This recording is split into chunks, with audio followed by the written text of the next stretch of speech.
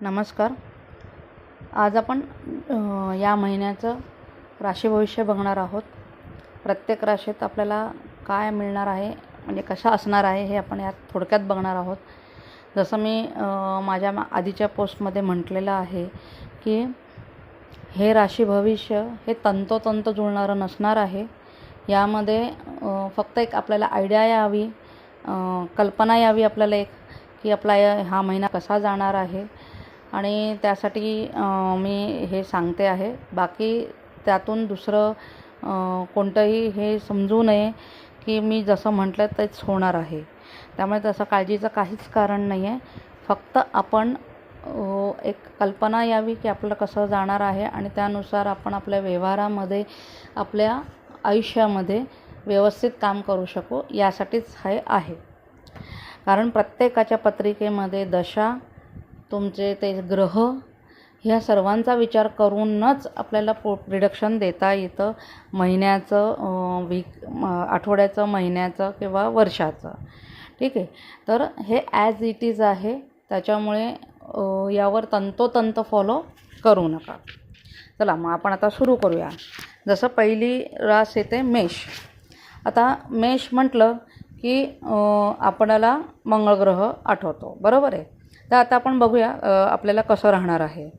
तर हे मध्यम फलदायी राहील. यामध्ये तुम्हाला काळजी घ्यायची आहे, तुमच्या दाताची, हिरड्यांची वगैरे काळजी घ्यायची आहे. मान, खांदा याचं पण जरासं बघायचं आहे. ज्यांना BP वगैरे आहे त्यांनी थोडीशी काळजी घ्यायची आहे. त्यानंतर विद्यार्थ्यांना जर बघितलं तर विद्यार्थ्यांना ठीकठाक आहे, काही प्रॉब्लेम नाही आहे त्यांना. त्याचबरोबर जे नवीन जॉब शोधता आहेत, नवीन बिझनेस करायची इच्छा आहे, त्यांना ही नवीन संधी उपलब्ध करून दिली जात आहे. काही ठिकाणी म्हणजे जे ऑलरेडी जॉबला आहे किंवा जे बिझनेसमध्ये आहे त्यांना थोडाफार त्रास होण्याची शक्यता आहे, किंवा जसं आपण म्हणतो एखाद्या रिझल्टची वाट बघत असतील तर त्याची अजून थोडी वाट बघावी लागू शकते. आर्थिक स्वरूपात चांगलं आहे, ज्याच्यामध्ये तुम्ही इन्व्हेस्ट करू शकता आहात, इन्व्हेस्टमेंट करू शकाल थोडेफार. त्यामुळे तुम्हाला हे आर्थिकदृष्ट्या चांगलं आहे. रिलेशनशिप पण चांगलं राहणार आहे. तर या प्रकारे मेष राशीचं या महिन्याचं हे आपण राशी भविष्य पाहिलं. आता आपण दुसरं बघणार आहोत वृषभ राशीचं. हा महिनासुद्धा फलदायी आहे. याच्यामध्ये बिझनेस, व्यापारामध्ये किंवा जॉबच्या संदर्भामध्ये वृद्धी होईल. म्हणजे ज्यांचा व्यापार, बिझनेस असेल त्याच्यात वाढ होईल. जे नोकरीसाठी शोधत आहेत त्यांना नोकरी लागू शकते. जे नोकरीमध्ये ऑलरेडी आहेत तर त्यांना काहीतरी नवीन संधी त्यांना त्यांच्या जॉबमध्ये मिळू शकते. विद्यार्थी थोडेसे आळसावतील, अभ्यास करायचा कंटाळा करते. त्या व्यतिरिक्त त्यांचं म्हणजे, कारण हा आपण महिन्याभरातलाच देतो आहे, त्यामुळे थोडासा मंदावलेला असेल त्यांच्यासाठी हा पिरियड. बाकी आर्थिक अडचणी दूर होतील या काळामध्ये. मात्र झोपेचा त्रास, स्किन इन्फेक्शन अशा काही त्रास तुम्हाला या महिन्यात होऊ शकतो. त्यानंतर जर संबंध बघितलेत, कौटुंबिक संबंध चांगले राहतील, नवरा बायकोचे संबंध चांगले राहतील याच्यामध्ये. त्यानंतर आपण मिथुन राशीकडे वळूया. मिथुन राशीचं बघितलं आपण तर हा महिना त्याच्यासाठी पण चांगला आहे, विद्यार्थ्यांसाठी पण चांगला आहे हा महिना. बिझनेस करणारे व्यापारी वर्ग जो आहे त्यांच्यासाठी सुद्धा चांगला आहे. यात त्यांचा व्यापार वाढू शकतो. नवीन जॉब शोधणाऱ्यांसाठी सुद्धा हा महिना चांगला आहे. आरोग्य चांगलं राहील. कौटुंबिक याच्यामध्ये वैचारिक वातावरण थोडंसं गरम होऊ शकतं. नवरा बायकोमध्ये थोडीफार भांडणं होऊ शकतात. या व्यतिरिक्त बाकी चांगलं आहे.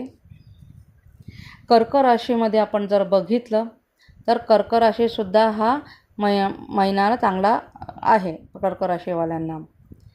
मात्र या ठिकाणी विद्यार्थी जे आहे ते थोडेसे कन्फ्यूज होतील. या ठिकाणी जे नोकरी करणारे आहेत ते सुद्धा, व्यापारीसुद्धा थोडेफार कन्फ्यूज होताना या ठिकाणी आपल्याला दिसतील.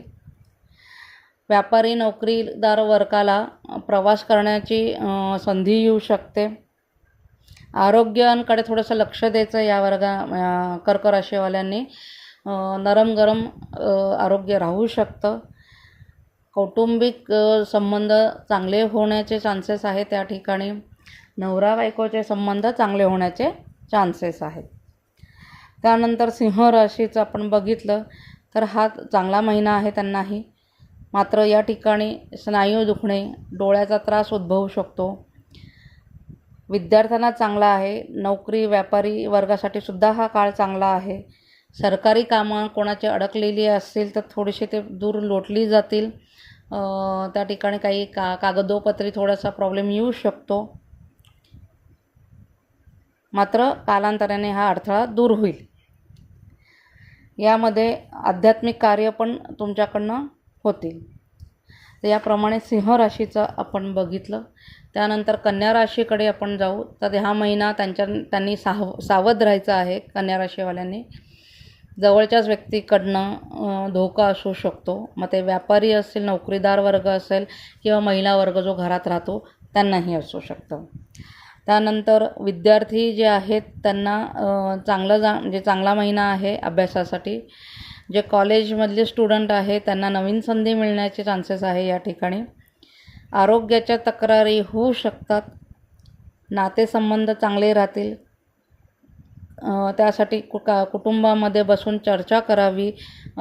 जे जीवनात म्हणजे तुमच्या आयुष्यात जे काही घडतं तर त्याचे बसून चर्चा करावी. भांडणं न करता चर्चा करावी. त्यामुळे तुमचा प्रश्न सुटू शकतो. त्यानंतर तुळ राशीमध्ये चांगले परिणाम देणारा हा महिना ठरेल तुळ राशीवाल्यांसाठी. विद्यार्थ्यांना चांगला आहे. नोकरीदार व्यापारी लोकांनाही चांगला आहे. त्यांना बाहेर जाण्याची संधी मिळणार आहे. आरोग्य ठीकठाक राहील, त्यामुळे त्याचाही काळजी करण्यासारखं नाही आहे. नाते प्रेम संबंध हे सुद्धा व्यवस्थित राहतील. फक्त काही ठिकाणी असं होऊ शकतं की जोडीदार एकमेकांवर संशय घेऊ शकतात. अदरवाईज हा सर्व दृष्टिकोनाने चांगला महिना आहे तुळ राशीसाठी. त्यानंतर वृश्चिक राशीसाठी जर आपण बघितलं तर वृश्चिक राशी ही संमिश्र फळ देणारा महिना ठरेल वृश्चिकवाल्यांसाठी. विद्यार्थ्यांना, नोकरीदार वर्गांना चांगला आहे. व्यापारी आणि जे नोकरीची वाट बघतात म्हणजे नुकतेच नोकरीसाठी सर्च करत आहेत त्यांना मात्र थोडासा वाट बघावी लागेल. पण अचानक त्यांचा फायदा होईल. या बाबतीमध्ये अचानक धनलाभ होईल. आरोग्याचा थोड्याशा तक्रारी वाढतील. ॲसिडिटी, पोटाचा त्रास या प्रकारचे काही त्रास तुम्हाला होऊ शकतात. नातेसंबंध ठीक राहतील. प्रॉपर्टीचं काम होईल. अडकलेल्या प्रॉपर्टी विकल्या जातील किंवा काही नवीन खरेदी करायचं असेल तर त्याच्यासाठी सुद्धा हा काळ अनुकूल आहे. त्यानंतर धनु राशीचं बघितलं तर संमिश्र फळ आहे या ठिकाणी. विद्यार्थ्यांना चांगला आहे. नोकरीदार आणि व्यापारी वर्गाला मेहनत करावी लागणार आहे. म्हणजे करता आहे त्यापेक्षा जास्त मेहनत या ठिकाणी करावी लागणार आहे आर्थिकदृष्ट्या. त्यामुळे थोडंफार कमी हे होण्याचे चान्सेस आहे. आरोग्य हे चांगले असतील. नातेसंबंधही चांगले राहतील. त्यानंतर मेष राशीचं मकर राशीचं जर आपण बघितलं तर ते सामान्य फलदायी ठरणार आहे. विद्यार्थ्यांना चांगला राहील. मात्र नोकरीदार आणि व्यापारी या लोकांना थोडासा त्रासदायक ठरेल या ठिकाणी. आर्थिक समस्यांना सामोरं जावं लागेल. आरोग्य जपावं लागेल. आरोग्यासाठी नित्यनियमाने तुम्ही व्यायाम करणं गरजेचं आहे. कौटुंबिक किंवा जोडीदाराबरोबर संबंध चांगले राहू शकतात. आता त्यानंतर आपण कुंभ राशीकडे वळूया. हा महिना त्यांच्यासाठी चांगला आहे. विद्यार्थ्यांना चांगला आहे. नोकरीदार आणि व्यापाऱ्यांसाठी सामान्य राहील. आर्थिकदृष्ट्या मिश्र राहणार आहे. म्हणजे पैसा येईल परंतु जेवढा आपण म्हणजे अपेक्षा करतो तेवढा येणार नाही. जेवढ्या पैशात आहे तेवढ्या पैशात आपल्याला भागवावं लागेल हा महिना. आरोग्य चांगले राहील. म्हणजे त्याच्यासाठी आपल्याला व्यायाम करणं गरजेचं आहे. नातेसंबंध एक चांगले राहील. म्हणजे कौटुंबिक सौख्य हे चांगलं राहील. मीन राशीसाठी पण चांगला आहे. आरोग्याकडे मात्र या लोकांनी लक्ष द्यायचं आहे. बाकी आर्थिकदृष्ट्या नोकरी, व्यापारी या दृष्ट्या ते चांगले आहे. व्यापारी लोकांना थोडेसे महत्त्वाचे पावलं उचलावी लागणार आहेत. त्यामुळे त्यांचा फायदा होईल. कौटुंबिक सौख्य हे त्यांना चांगलंच लाभणार आहे. तर या प्रकारे आपण 12 राशींचं या महिन्यातलं प्रिडिक्शन बघितलं आहे, भविष्य बघितलेलं आहे. हे मी जसं पहिलेच म्हटलेलं आहे की हे तंतोतंत जुळेलच असं नाही, कारण प्रत्येकाच्या पत्रिकेतले दशा आणि ग्रह हे सुद्धा महत्त्वाचेच आहेत. त्यामुळे बऱ्याचदा आपण प्रिडक्शनसाठी सुद्धा बरीच लोक येतात, मंथली प्रिडक्शनसाठी किंवा फक्त प्रिडक्शन असं, म्हणजे त्यांना की हे वर्ष कसं जाईल, महिना कसा जाईल यासाठी काही जणं येतात. सगळेच येतात असं नाही, पण काही जणं फक्त तेवढ्यापुरता येतात. तर सांगायचं तात्पर्य हे आहे की ह्या गोष्टींवरनं पॅनिक होऊ नका, काळजी करू नका. फक्त हा रस्ता आहे, मार्ग आहे. या हिशोबाने चालून तुम्ही तुमचं व्यवहार आणि तुमच्या गोष्टी सातत्याने चालू राहू द्या. आता मी इथेच थांबते. धन्यवाद.